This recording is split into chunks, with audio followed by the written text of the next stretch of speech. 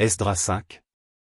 Agé, le prophète, et Zacharie, fils d'Iddo, le prophète, prophétisèrent aux Juifs qui étaient en Juda et à Jérusalem, au nom du Dieu d'Israël.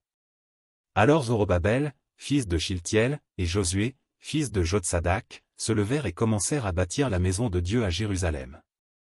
Et avec eux étaient les prophètes de Dieu, qui les assistaient.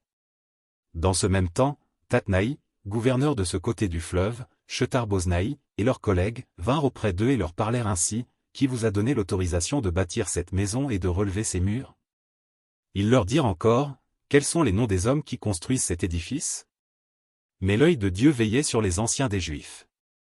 Et on laissa continuer les travaux pendant l'envoi d'un rapport à Darius et jusqu'à la réception d'une lettre sur cet objet. Copie de la lettre envoyée au roi Darius par Tatnaï, gouverneur de ce côté du fleuve. Shethar-Boznaï, et leurs collègues d'Apharsac, demeurant de ce côté du fleuve. Ils lui adressèrent un rapport ainsi conçu. Au roi Darius, salut.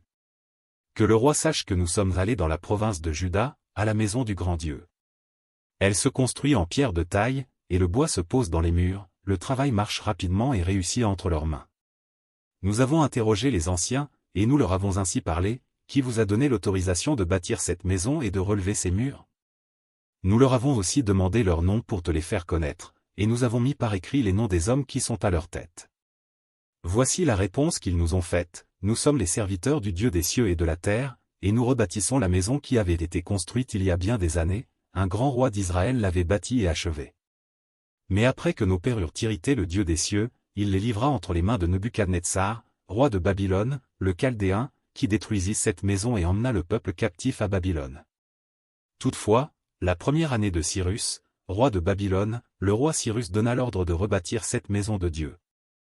Et même le roi Cyrus ôta du temple de Babylone les ustensiles d'or et d'argent de la maison de Dieu, que Nebuchadnezzar avait enlevés du temple de Jérusalem et transportés dans le temple de Babylone, il les fit remettre au nommé Sheshbatsar, qu'il établit gouverneur, et il lui dit, prends ces ustensiles, va les déposer dans le temple de Jérusalem, et que la maison de Dieu soit rebâtie sur le lieu où elle était. Ce Sheshbatsar est donc venu, et il a posé les fondements de la maison de Dieu à Jérusalem, depuis lors jusqu'à présent elle se construit, et elle n'est pas achevée.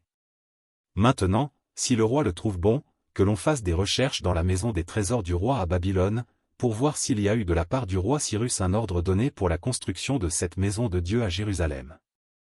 Puis, que le roi nous transmette sa volonté sur cet objet.